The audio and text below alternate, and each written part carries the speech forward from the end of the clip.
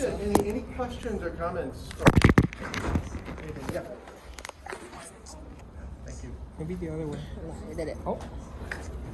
But now you gotta turn it every time.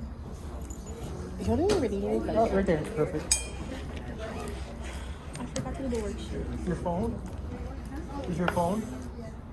Can you do it? Ooh.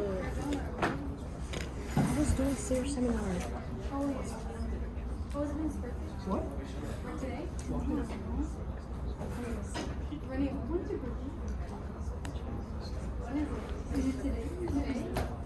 Okay, yeah, I hear it. So that's good. Okay.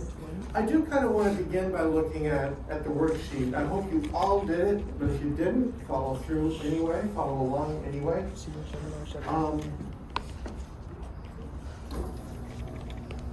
Whatever. I don't care. I'm gonna submit later.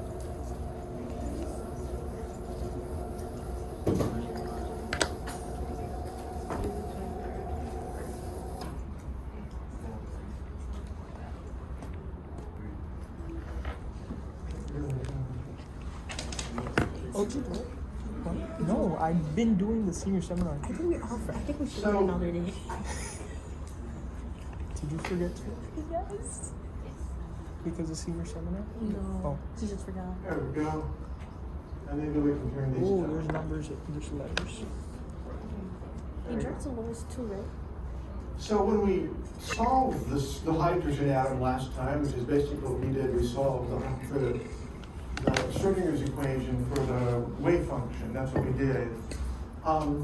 The first thing we looked at was the energies, and we saw that the energies depend on this quantum number n, the principal quantum number. And they don't depend on any other quantum number, although as you'll see there are a couple others. We saw that we could write the energy of the hydrogen atom, EH. I don't know why it keeps doing that. No. I keep clicking. Because you guys And I'm being trying to say. Anyway, was a lot of them. this EH is one heartbeat. So that's an atomic unit of energy. It's going to be easier to do these problems in those units than in joules. Anyway, so this becomes then the energy of any atom, hydrogenic atom, where the nuclear charge, not the charge itself, because the charge is going to be some integer times E, but the integer part squared divided by 2n squared. Okay, so that's times the heart rate, minus that times the heart rate. So these questions are easiest solved in terms of EH, which is the heart rate. So the first, fairly straightforward question, just solve and plot the energies of hydrogen, helium plus, and lithium 2 plus. Each has one electron. So all you have to do is plug into this equation. Z gets squared. Z is 1 for hydrogen, 2 for helium, 3 for lithium. It's the number of protons in the nucleus, that's all it is. And we're talking 1s, so for the 1 means that n equals 1, so they just put a 1 in here. And these are the numbers that you get. And so you see lithium has got, a lithium 1s is a lot lower in energy than helium 1s or a lithium or hydrogen 1s. Okay. And some of you in lab have already seen that pretty clearly, that trend. And the name of the interaction is it's electrostatic, or you can say Coulombic. Next question is sort of similar. Focusing on hydrogen, calculate the energy of the 1s, 2s, and 3s. So here Z is 1 always, since it's hydrogen, one proton in the nucleus, but N is either 1 or 2 or 3. So you get these energies. The 1s is lowest is in energy, and then the 2s and the 3s, because what gets squared in the denominator. Thank you. Thank you.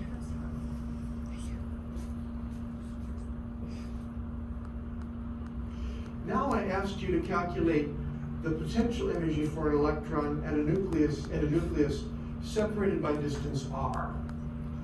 So in other words, so you need the expression for the potential energy, which is just the Coulombic energy. That's what it is. We saw it before.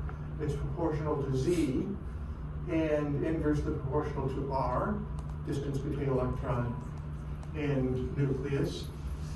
Easier in atomic units, so I'll just convert it to atomic units. It'll be something times the Hartree, simple as that.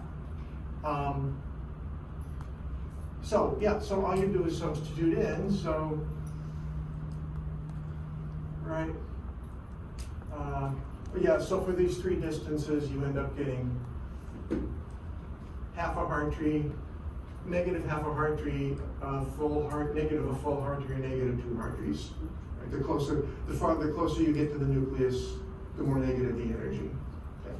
It's pretty easy to evaluate. Any questions so far? This is about getting an intuitive sense for electrons in atoms. Distance, how the energy depends on the distance, and so forth, and the nuclear charge, and the quantum number n. Last question. So I'm telling you that the total energy of a 1s electron in hydrogen is negative 0.5 times a Hartree. Those who were in lab yesterday got numbers like 0.49, blah, blah, blah. Right? So negative at half is close enough, right? Hartrees. So that's cool. So I said, determine the kinetic energy for an electron in a 1s orbital at each of those distances. So for example then, if the if the total energy is negative a half, and the potential energy is negative 2, well, the difference between negative 2 and 0.5, that must be the kinetic energy. So that's 3/2 of a Hartree. Similarly, if the total is negative a half and the potential is negative 1, then the kinetic is a half. Right? Now what if the total is negative a half and the potential is negative a half, then the kinetic energy is 0. So that means that classically an electron should not get more than 2 angstroms away from the nucleus if it's in a 1s orbital. That's as far as you can go classically. That's kind of why I did this problem. Quantum mechanically, it can actually go farther away into Bohr radii. Remember, A0's the Bohr radius. What would you call the region beyond 2 angstroms?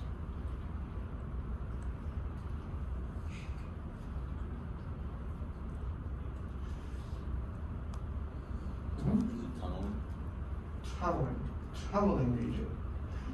Because if the electron goes beyond, so classically you can't go beyond 2 angstroms. Quantum mechanically you can, but then the kinetic energy is negative out there, which classically has no analog. Negative kinetic energy has no classical analog. But we will see the electron can get beyond that distance. So we would call 2 Bohr radii the classical turning, but not the classical turning point now. You have to say the classical turning radius. Okay. The quantum mechanically can go beyond it. Okay. Stop here in class. Well, the other questions are a little more advanced, but I'll let you look at those on your own if you like. But any questions? Yeah. Can you go over the last question, please? If possible. You mean? Number 6. Sure, let's take a look since you're asking. So 5 and 6. So let me see how much I want to do. The rest of 4 was about the idea of the classical turning radius, which we just saw was 2 Bohr radii, which is just over 1 nanometer. It's a tunneling region.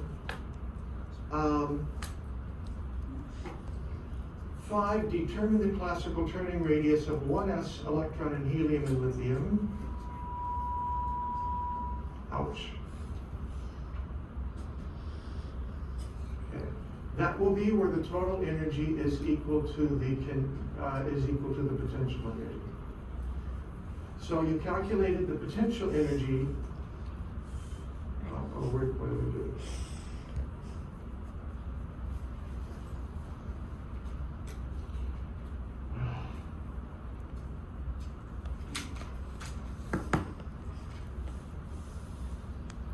I'm not going to go on this because I want to use time differently, but I'm going to see if I can guide you, okay? Up here, you calculated the energy for the electron in the 1s orbital of these three hydrogenic atoms. So down here in number 5, determine the classical turning radius for the helium.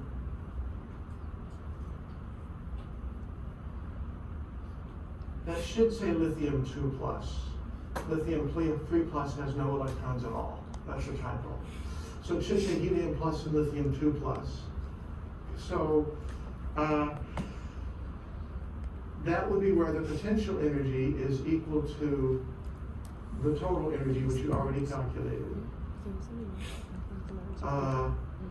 So then to determine the classical turning radius,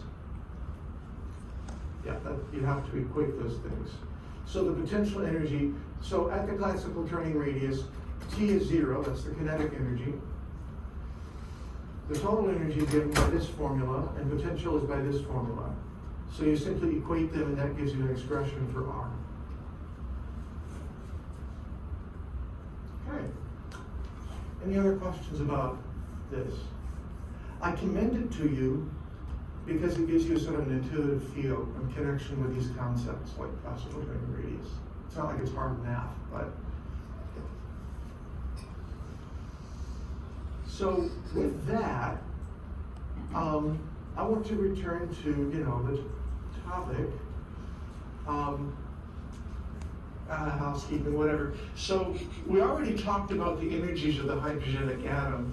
So today we're going to focus on the orbitals of the hydrogenic atom. But I'm going to finish by talking about the energies a little bit. We already saw this diagram of the energies, the classically allowed energies, the continuum for a separated hydrogen and electron. The electron's no longer bound. We talked about that last time. So I want to talk about the quantum numbers that a hydrogenic atom has and connect what we've learned with the concepts of shells and subshells and orbitals. These are all terms you've learned before, general chemistry and elsewhere, but let's connect now. So here is our wave function that should be in comma L, comma m sub L. Those are the three quantum numbers. In the principal quantum number, L, orbital angular momentum, and m sub L is called the magnetic. We've already seen before that the largest value of m sub L is going to be the value of L. So we have L equal 2, the largest value of m sub L is plus 2. The smallest value of m sub L is minus 2. We saw that last chapter. There's also a relationship between n and L. So the largest value of L is n minus 1. So notice, if n is 1, L can only be 0. Okay. Maybe it's worth making a little table.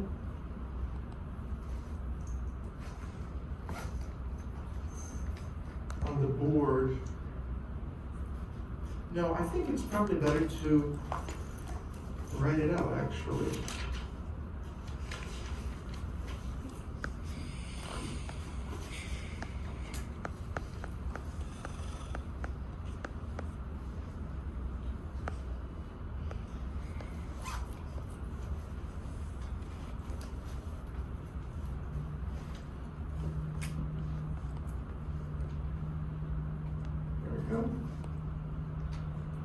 So let's make a little table of the allowed values of N and L and M sub L.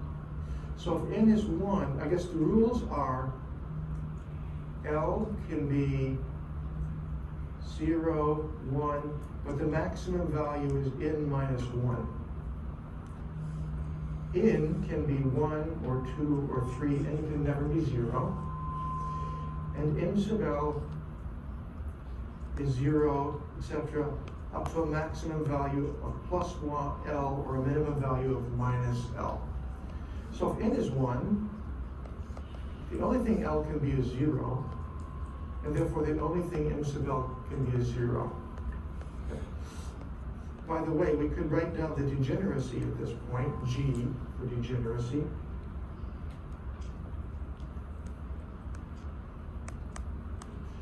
And notice that's all we've got for n equals 1. So for any, and oh, I guess let me refinish. The energy itself, what did we say?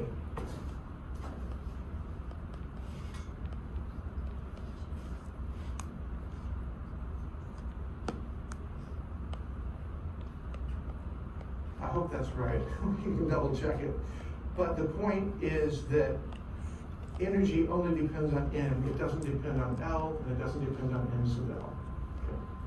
So for n equals 1, we only have L equals 0 and m sub L equals 0 possible. That's one state. The degeneracy is 1.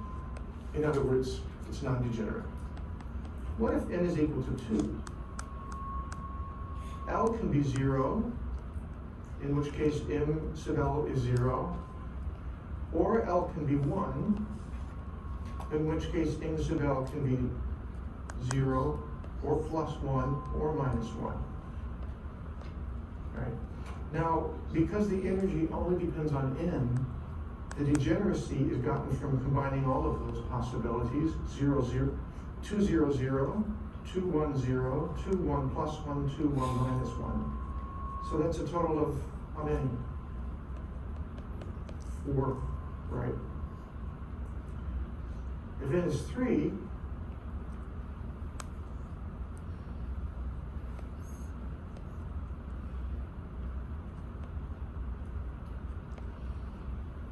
right? All those possibilities. Let's count them then. 1, 2, 3, 4, 5, 6, 7, 8, 9.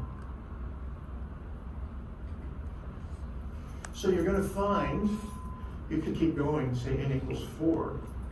Can anybody guess a formula for the degeneracy?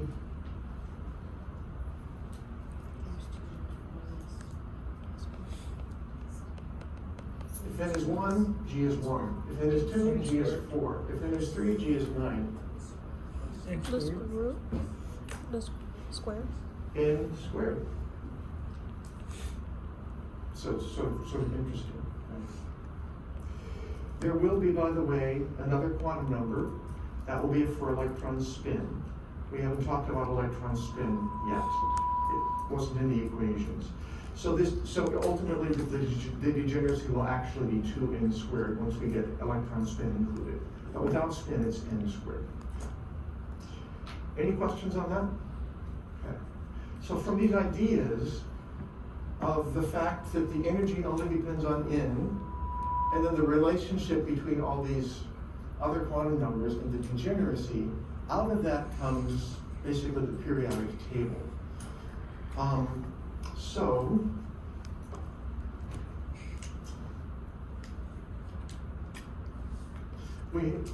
sorry about that. So let me introduce some nomenclature then. The value of n defines a shell. So n equals 1 is a shell, n equals 2 is a different shell, and so forth. We often use capital letters. So instead of saying n equals 1, you could say k. Instead of n equals 2, you could say L, M, N, and so forth. It keep going. The K shell, the L shell. Now, if you specify both N and L, then we speak of a subshell. So, to specify a subshell, you have to specify the value of N, like 1, and also the value of L. So, now, interestingly, or not, again, we have double nomenclatures. So instead of L equals 0, we can say S. Instead of L equals 1, we can say P, L equals 2D, and so forth. I guess after starting with F, you just go in alphabetical order. The earlier ones, they come from The S and the P and the D come from, you've probably heard this, from spectroscopic nomenclature. S stands for sharp, P I believe stands for principal, D I believe for diffuse. I could have this slightly wrong, okay. But then after that, we just go alphabetically. So F, G, H, if there were, L equals 5. So when we specify a subshell, we specify both the shell, but both the principal quantum number and the orbital angular momentum quantum number. But we typically use the number for N and the letter for L. So we have the 1s subshell, that's N equals 1, L equals 0. 2s subshell, N equals 2, L equals 0. 2p, N equals 2, L equals 1. Finally, if we specify N and L and the value of M sub L, now we speak of an orbital. Okay.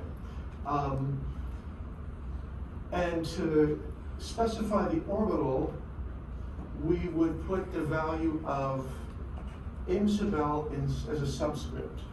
So we could speak of the 2p0, or the 2p plus 1, or the 2p minus 1. So these are the values of M sub L. We don't bother putting the 0 on an S subshell because the only possible value is 0, so that's duplicate information. We suppress the 0, but you can think of it there. Have you seen the nomenclature 2p0, 2p plus 1, 2p minus 1 before? No. What have you seen? Just 2p. 2p, x, y, and z, right? Yeah. Later today, we're going to see that the 2pz is the same as the 2p0, and the 2px is a linear combination of these two, and so is the 2py. More about that later, okay? So in terms of pictures then, this is an energy level diagram. So in square brackets, we have the number of degenerate states, ignoring electron spin. This is the number of degenerate states.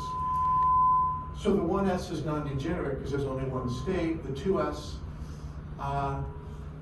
well, the 2s and the 2p are degenerate actually for a hydrogen atom. They have the same energy. With 3 possibilities for the 2p and 1 for the 2s. As we'll see later, when we go to complex atoms, the 2p rises in energy relative to the 2s. But if you only have one electron, the 2p and the 2s have the same energy. Can you hear me back there? Yeah. Good. I think you get the idea on the rest, right? Okay.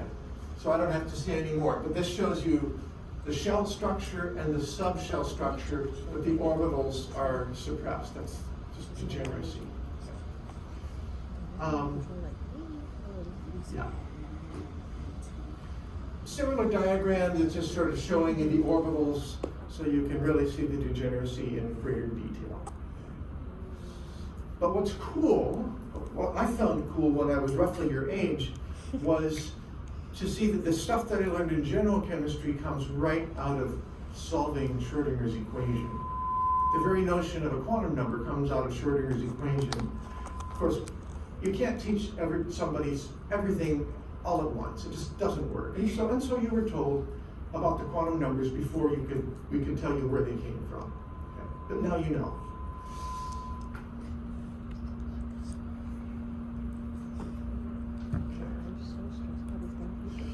So, I now want to talk about the shapes of the orbitals. These are things that you have learned before, but I want you to see how they come right out of the wave function itself. And we're going to start simply. So I'm going to begin just by thinking about the s orbitals.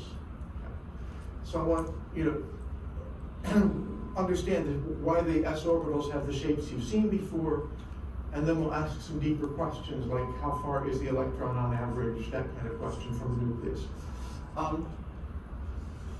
So the s orbitals have L equals 0 and m sub L equals 0, so the spherical harmonic part is just a constant, if you remember. Okay. So y0, 0 is just that constant, so that means that the wave function itself is simply proportional to the radial function, and that's it. That means at any given rate distance from the nucleus, the wave function has only one value, independent of the value of theta or the value of phi. So as long as you're a given distance from the nucleus, the wave function has a given value for 1s. These then are the formulas for the wave function for the first three s orbitals. N is a normalization constant. It's not important for the qualitative work we're doing now. So instead of writing out lots of numbers, I just wrote N. Remember that rho is proportional to r, the distance from the nucleus.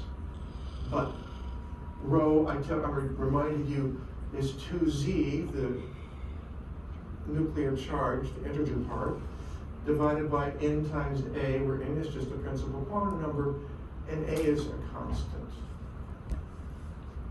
So what you see here is this one just has the decaying function, that's it. This has a decaying function times this linear function, this the decaying function times the quadratic. So there you have the 1s, it's just a decaying function. The 2s, because of this, has one node right here at this distance from the nucleus. And the 3s has two nodes because the quadratic gives you two zeros. Simple as that. So that's one way to visualize these 1s orbitals, these s orbitals. Here's another way. Well, sometimes, and this is what you're used to seeing, I think, you see a sphere, right, for an s orbital. That sphere, well, first of all, let me back up. Just look at this for a second. Notice this decaying curve approaches 0, but it never gets to 0 quite. So let me ask you, suppose this is a 1s orbital on an atom right here on me. And now think about the surface of the moon. What's the probability of finding the electron actually at the surface of the moon, even though the nucleus is right here? Is it precisely 0? No, it's extremely small, but it's never 0. This makes it hard to draw pictures of the orbitals because it would have to be an infinitely large sphere to encompass all of the probability density. Can't do that. So what we typically do is draw a sphere because the symmetry of this orbital, let's say it's spherically symmetric, and we just stop at some arbitrary point. And we're not totally arbitrary. Typically, the sphere is drawn so that it encloses 90% of the probability density. You don't have to choose 90%, but that's typically what we do. So that's what the 1s looks like. The 2s is similar. Now the shading, you see, is really the probability density, as it says there. So the darker it is, the greater the probability density. And the interesting thing is that a couple of things. First, notice it's pretty dark right at the nucleus. You can find the electron right at the nucleus. That's the most likely point for finding the electron, the nucleus. Notice right here, you get very light. That's our node. The node is actually now a spherical shell. Its width is infinitesimal, but it's a shell, like an eggshell, and you'll never find the electron there. So you get these interesting quantum mechanical seeming contradictions. How does the electron get from here to here when it can never be here, right? We saw that for a particle in a box. Well, that's because of the wave particle well.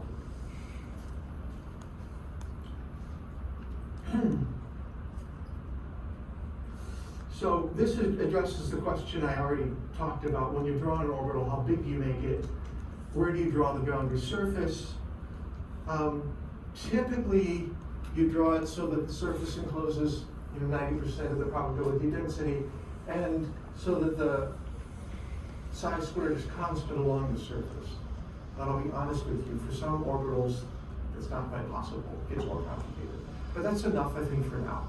It gives us the shape of the orbitals. So, given that, there are a couple of common questions, and I want to talk about them. One question is, how does the probability of finding the particle someplace, if you do a measurement, how does that probability vary with the distance from the nucleus? Another question is, what is the most probable distance of the electron from the nucleus? So we're going to undertake this second question. And the third is, what is the average distance of the electron from the nucleus? As we've seen before, the most probable is not necessarily the same as the average, but we'll use different ways for getting at it. Let me ask about number 3. What mathematical procedure would you use for number 3? Expectation. Expectation value. So number 3 you can probably figure out right away. Number 2 is going to take a little more work, so we're really going to start with that. Okay. So if we ask the question, how probable is it? How does the probability of finding the particle as a function of distance, what would that look like as a line?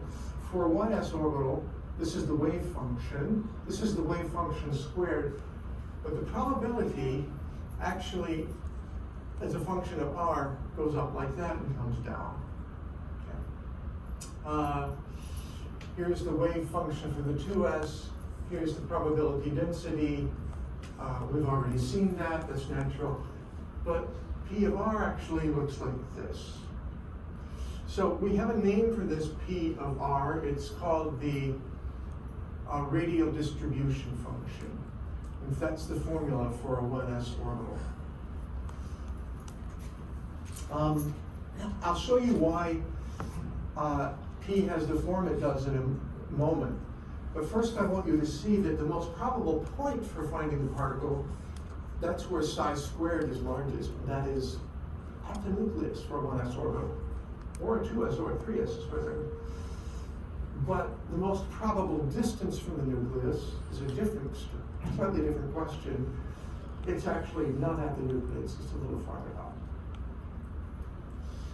So why would that be? This is a qualitative picture, and we'll talk about the details in a moment, but basically, at the nucleus, there's only one point. There's only one point that is at a distance of 0 from the nucleus.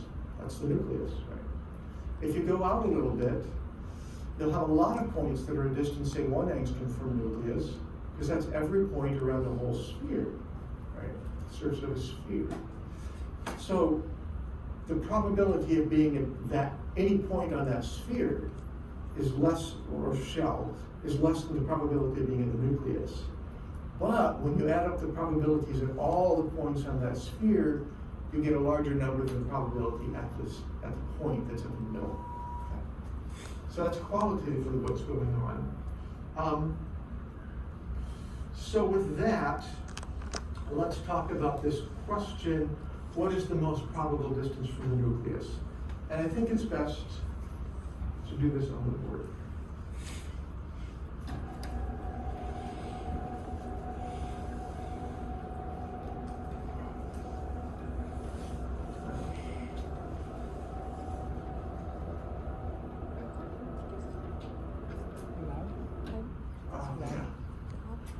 We came back when Is that probably this? Oh, it's good enough. I need to get something for mom and then I will come.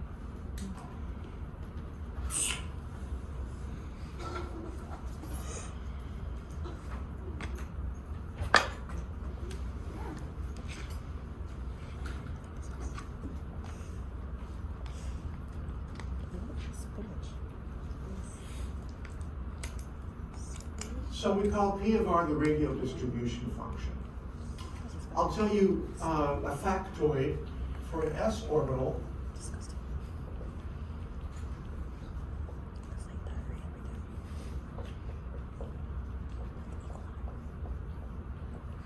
every day. P of R is 4 pi r squared times the square modulus of the wave function.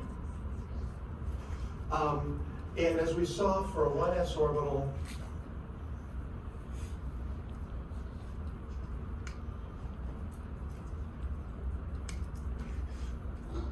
P of R looks something like that. Okay. Another picture of this, if I draw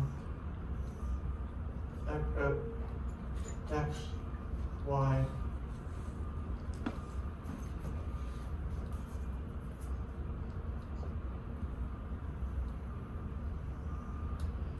now pretend, oh gosh, let's think up here. It's supposed to be a circle. Imagine that it's not even only a circle, it's actually a spherical shell. So we're going to talk about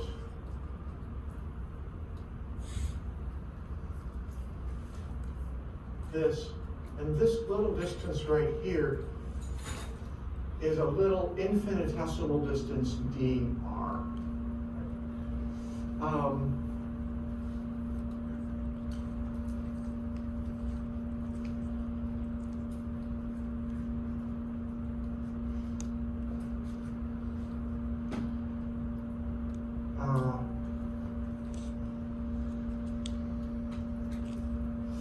So the probability of finding the electrons somewhere within this spherical shell will be P of R times dr. Okay. So now what is the relationship between PR and how do we get to here? I actually want to show you where it comes from, although you can just take this formula and use it. One thing we know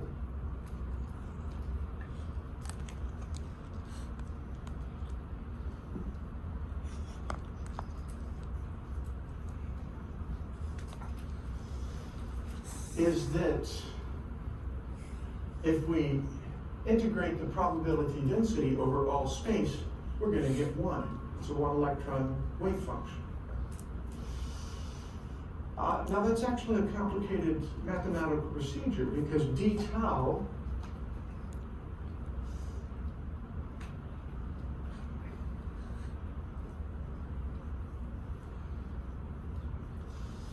is r squared d sine theta dr d theta d phi. That's the volume of a little tiny element in space, not quite a cube. And when we integrate over all space, it's going to be a triple integral, right?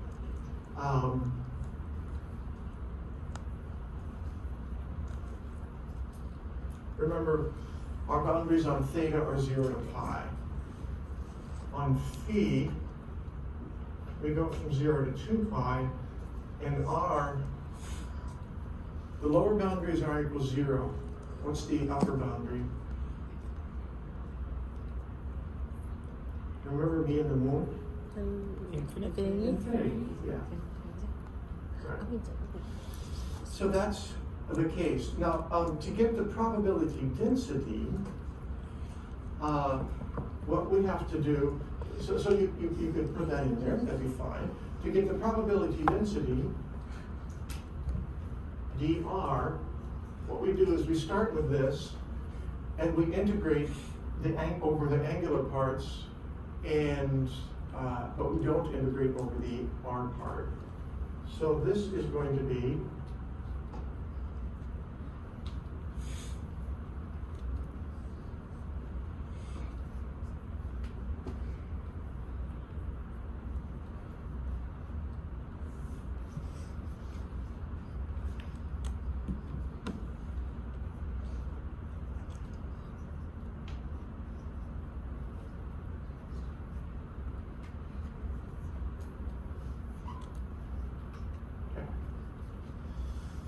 So we're not going to integrate out the dr part, but we'll do this integral. And I'll tell you for a fact that will lead you up to this equation for P of R. You can do the calculus yourself. You can look in your book. Do remember this: if psi squared is a constant, it is as it is for y0, 0, you're just going to get a constant times r squared times 4 pi.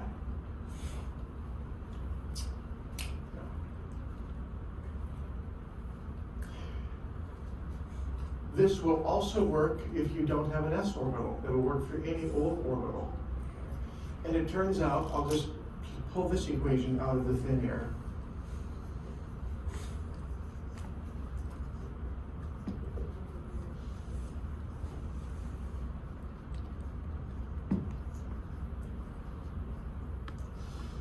Then P of R is r squared times the radial wave function squared.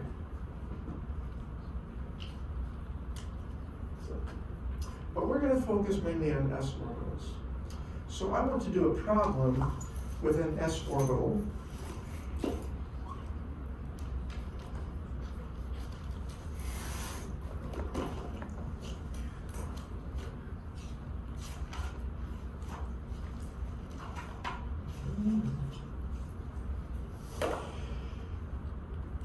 And here's going to be the question.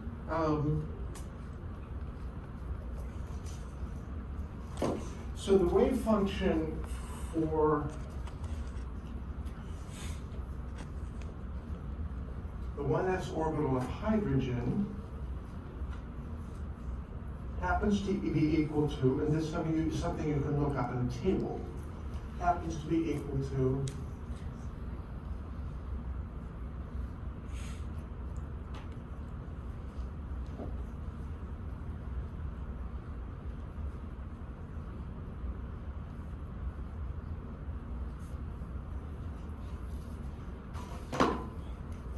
so this is essentially the normalization constant. A naught's just the radius of the constant.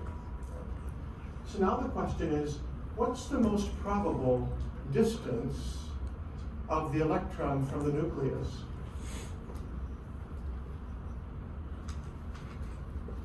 RMP, MP for most probable. What's the most probable value of R? Let's draw a picture and then do some math.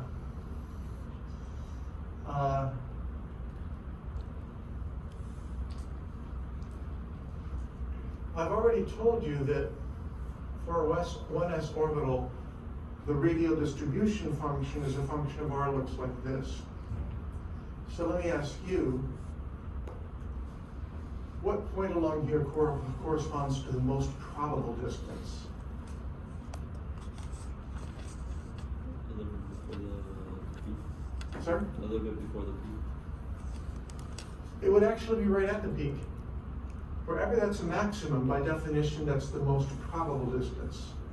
So we can see visually what RMP is. So if I wanted to figure out RMP, can anybody propose a mathematical procedure? Yeah, I would think about capital P. I've got psi. I can form capital P, the radial distribution function, just using this equation. Take the first derivative and set it equal to 0, right? The first derivative is the tangent to the line, and so dp dr equals 0 at RMP. So all I need to do is form the radial distribution function and take the first derivative. So let's do that. It looks like it moves. Yes. 4 pi r squared, because we're talking about a 1s orbital, and that is the formula for the 1s orbital, times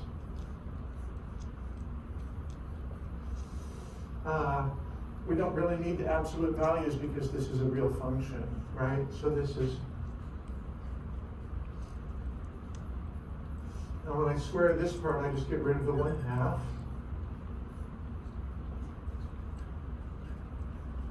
And this becomes,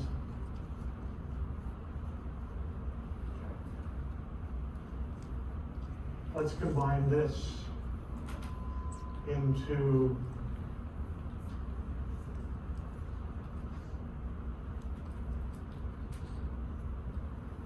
right, the pi's cancel, blah, blah, blah. So what we want to do is take the first derivative of p with respect to r,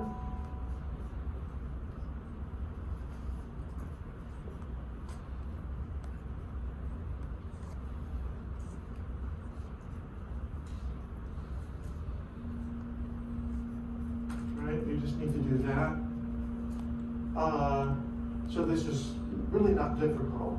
I'll do the calculus here. The 4 over a cubed is a constant. It comes out in front. Then I have to take the first derivative of this part. So I'll use the chain rule. The first derivative of r squared times the exponential plus the first derivative of the exponential times r squared. So the first, so that'll be, give me a 2r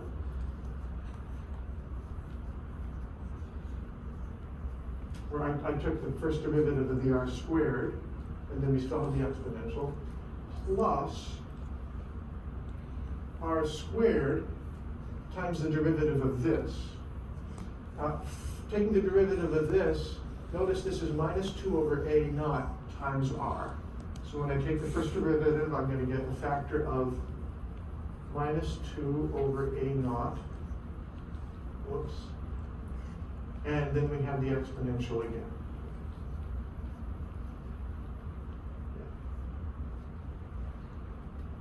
Any questions about the calculus?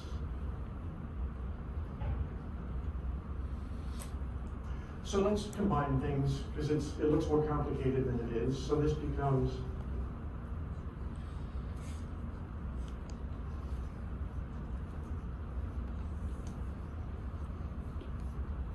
now I'm writing an 8 here because I can divide by 2 and I can divide by 2. I'm sorry, I can take this 2 out in front and this 2 out in front. So we get 8 here times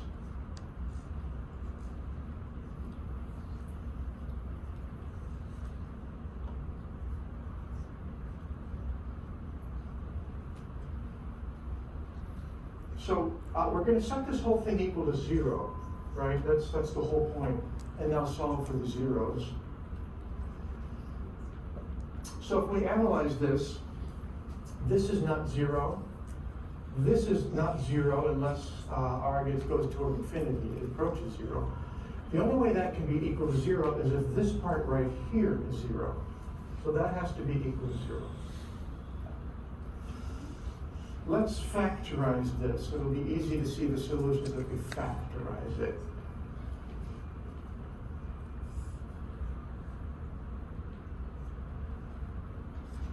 Right? So there are going to be two solutions, obviously. So the zeros of P of R, the zeros of P of R are R equals 0, R is 0, or if R is equal to A naught. If R is A naught, we have 1 minus 1 over 1, which is 1 minus 1, which is 0. Okay? Now R equals 0, of course, is that point. And that's obviously not the maximum, that's a minimum, right? So we must be talking about this point right here, which is R equal A naught. So interestingly, the most probable distance of the electron from the nucleus in a hydrogen atom is exactly 1 Bohr radius. It's kind of interesting. It worked out that way. Or in atomic units, what would that be? Atomic units of length. 1. The Bohr radius is the AU of length. Okay. So numerically, it'd be one atomic unit of length. Can you explain why you didn't set like the E to the whatever power equals 0? Oh, sure. So if I were thinking about this part, Mm-hmm. this is only going to be 0 when r is infinity. Correct. So if you wanted, you could say another 0 is r is equal to infinity, but you never get to infinity. I mean, that's kind of silly. That would be out here somewhere. Okay. Okay, that's a limit, but it's not a point. Yeah. Okay, so that's it. That's really kind of cool, I think. Can you plug in numbers? Okay. Most probable point, exactly one. Most probable radius is exactly 1 Bohr radius. Okay. Questions? I want to go ahead and answer the last question, which is what is the average distance of the electron from the nucleus? And we'll compare. Can I erase all this? Capital R is the radial function. That's the radial function. So R is the only thing that changes? This is the radial function of. So let's set that aside. Sorry.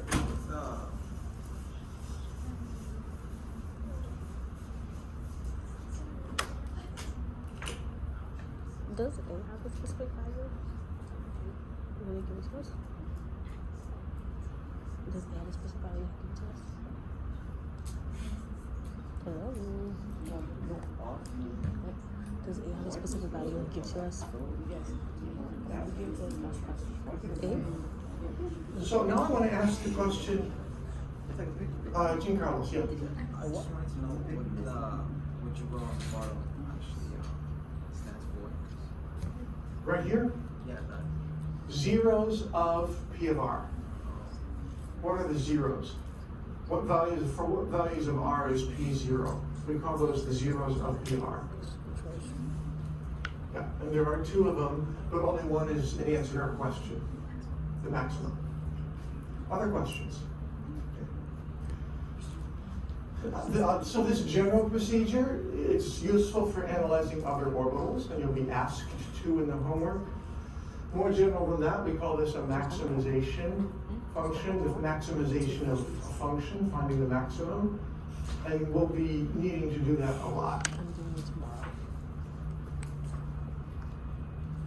Maximization. Okay. So, average distance of electron from the nucleus, that is this. Right? Now I'm specifying for the 1h electrons so of orbital. So this, of course, will be the integral of psi star psi d tau, right? I mean, that's what it is.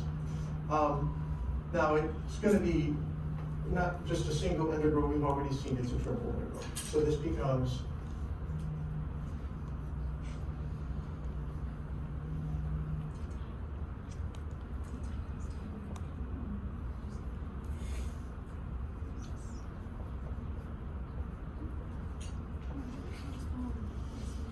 and I can write it this way. And then d tau is r squared sine theta d r d theta d phi. It's like a riddle. So you should probably get used to that. Yeah. And I already said our psi, 1s, is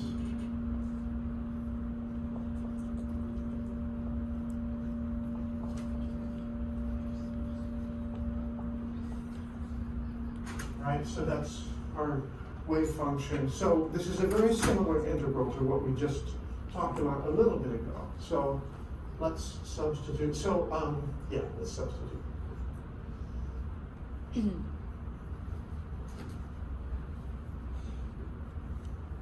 You'll see why I'm doing this in a second.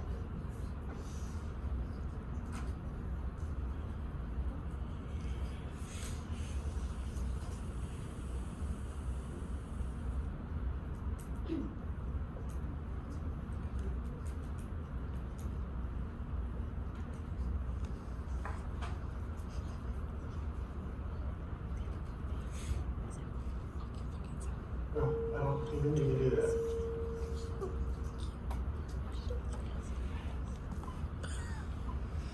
I just squared my wave function because it's real.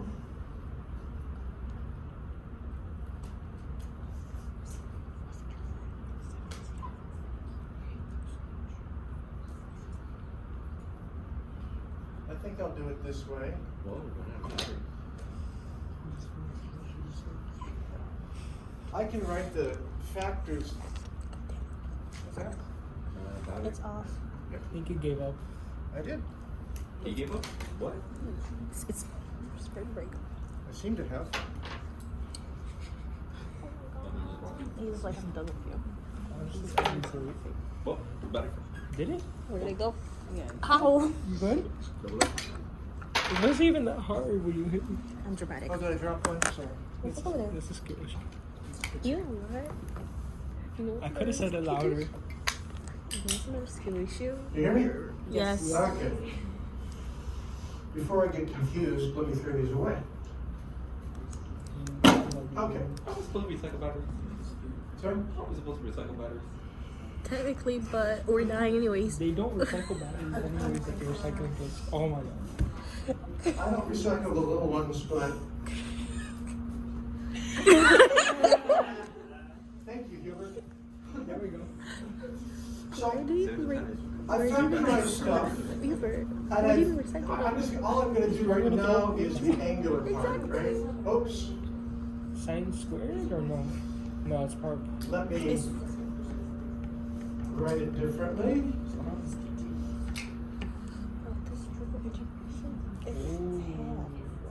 Oh. Okay. Okay, so I need to do this integral. And I'm going to do it pretty quickly, okay? So this is just a constant. It can come out in front of the integral. Yes?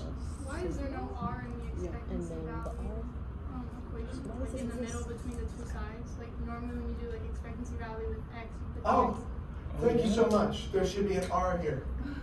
Absolutely. This becomes R, no, yeah, this becomes R cubed. Whoa, what? This is the operator. Yes, that is correct. Let me, okay, so this is, Now this is not nice. No, this is horrible. oh, I'm so glad you said that. Okay, this is what we've got. Now, what is the operator for R? R Capital times. operator. R times. It is R times. Do you know why that is? Position. Just The operator? Classically, R is equal to the square root of x squared plus y squared plus z squared, right? Yeah. So quantum mechanically, Is X this is, plus y half square plus z half square. right? I just substitute x times, I just substitute I write R in terms of x, y, and z. Then I substitute the operator for x, y, and z. But the operator for x is x times, and the operator for y is y times. So this is just all times. But we can rewrite this classically as just R times. Okay, so yes. So that was nice and simple. So this leads us to an R cubed right here. I put the R stuff outside. Inside, I'm integrating over everything else. That's a constant. It comes out in front. Do you remember what the integral, the double integral?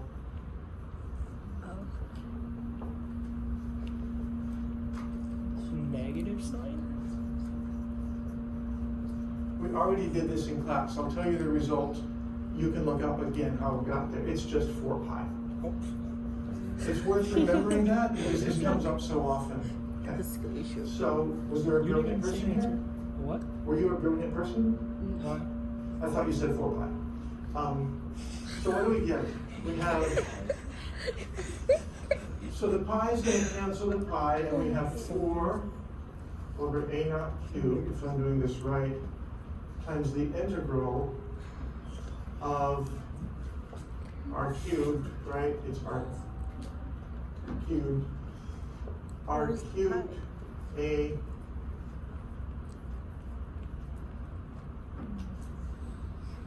this needs to be squared. Remember, when I square this, I get a factor of 2. I'm so sorry, I'm working. I should have slowed down. Okay.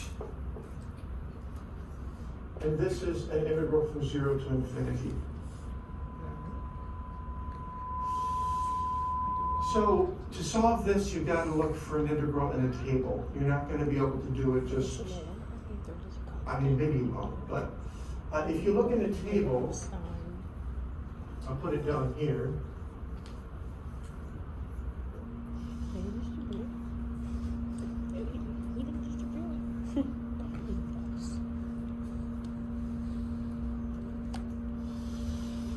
You will find an entry in the right table for x to the power of n, where n is an integer, e to the power of minus ax, where a is some constant, arbitrary, dx.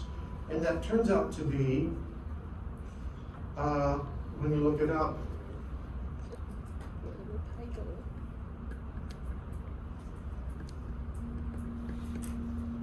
n prime all over a to the n plus 1.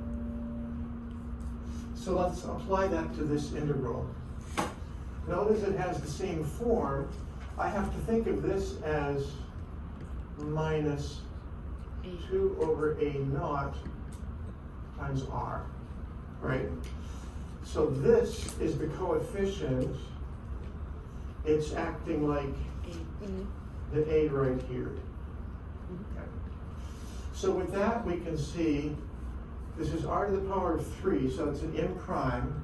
So 3. Remember, the prime means factorial, so we have 3 factorials. 3 prime over. I know I've used factorials before, but I didn't remind you what they mean.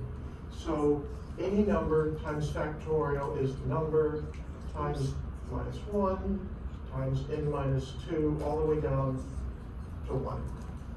So 3 prime is 3 times 2 times 1. Just remind me. That's a separate notion.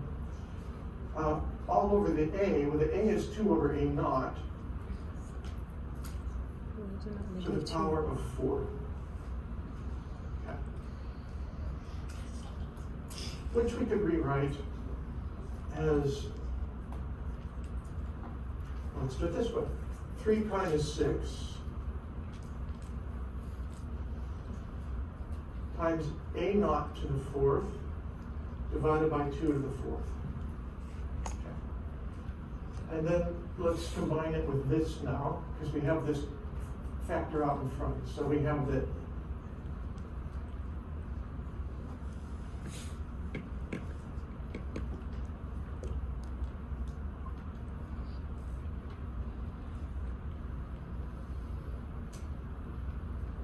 anybody know what 2 to the 4th is?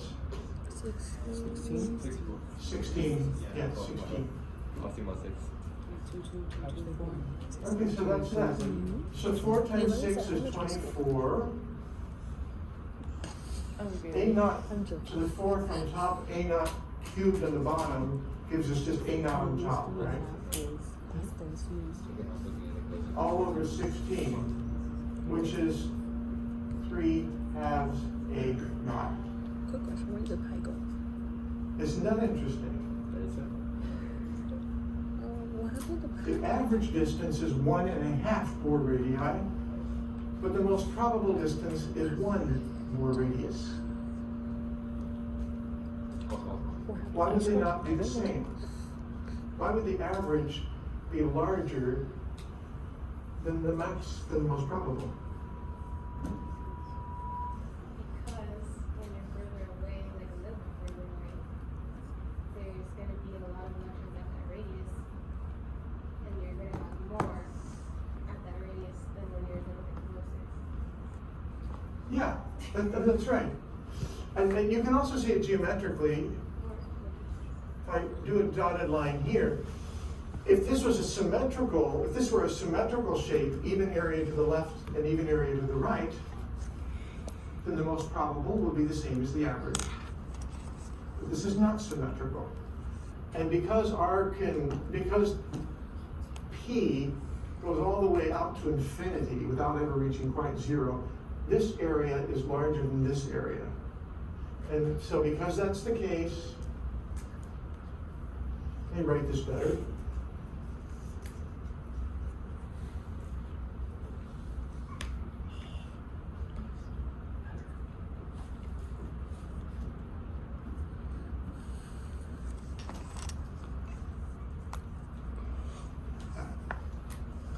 But they're both really simple numbers. That's kind of the fun thing for me. These are pretty simple numbers.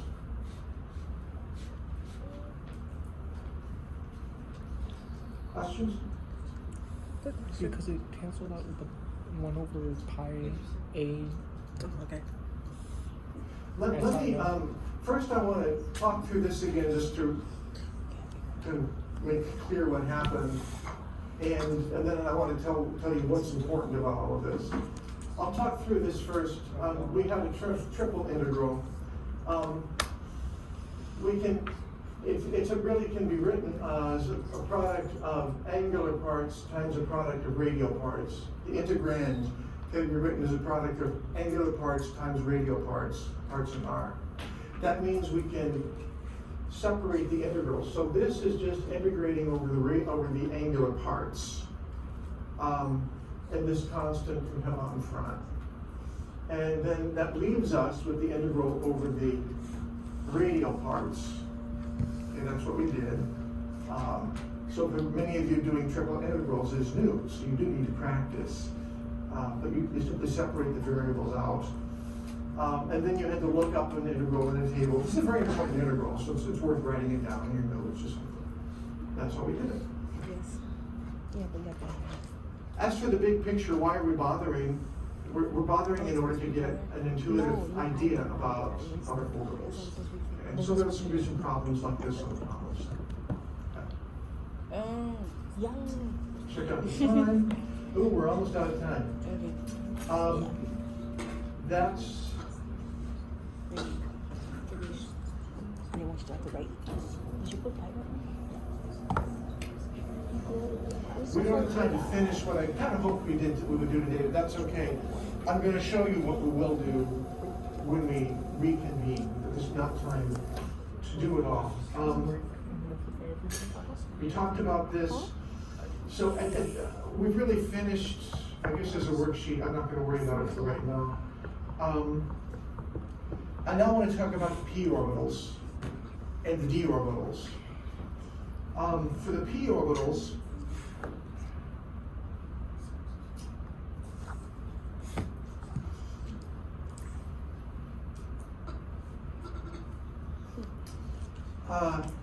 these are the 3 p orbitals you get from the wave function, the way we talked about. It's not px, py, pz.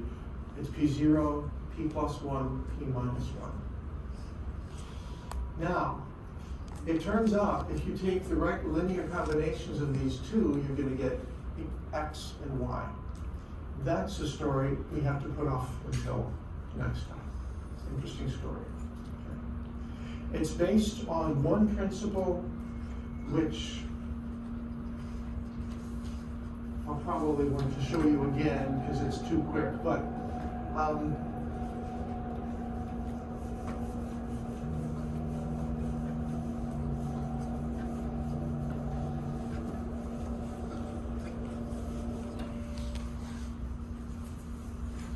the principle is this. Suppose you have Schrodinger's equation. Gosh. What? That's Schrodinger's equation. Suppose you have 2 wave functions. This is infinitely many solutions, right? Suppose that you have 2 solutions that are degenerate. That means they have the same energy. So suppose that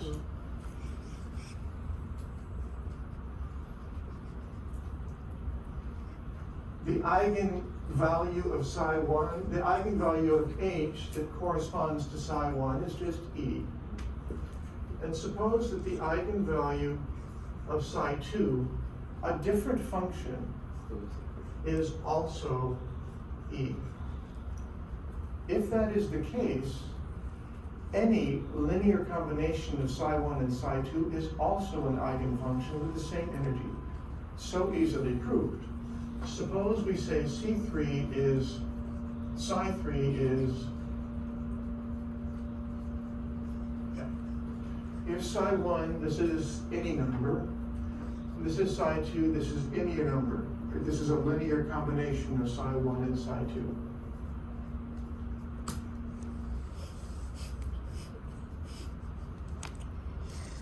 Let's substitute this in the equation.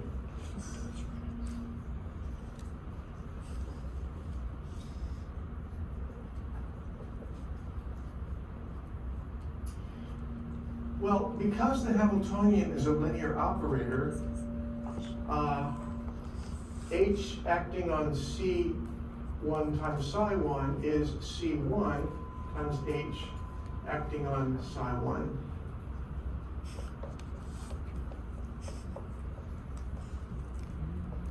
But H psi 1 is just E psi 1.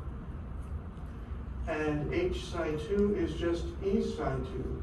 So what we get is, the E factorizes out in front of everything.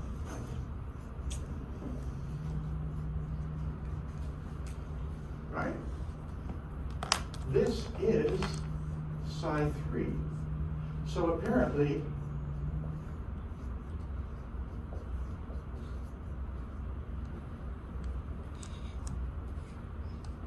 now why is that important? That means that I can start with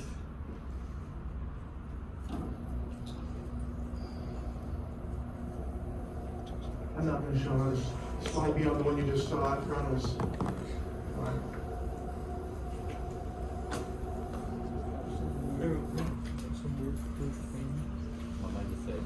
All of these p orbitals, p0, p plus 1, p minus 1, are degenerate. They have the same energy, right? Therefore, I've got these two, but I can take any linear combination, and it's still a p orbital. L is still 1. And it's got the same energy. And I'm going to show you next time that when we choose the right linear combinations, we get rid of the imaginary part, so we can visualize it more easily. And then it geometrically has the shape that you're used to seeing for px and py, and what you're used to. But that's a story for after spring break. So have a great spring break. Remember, I did the problem set up. Yeah, okay, take care. I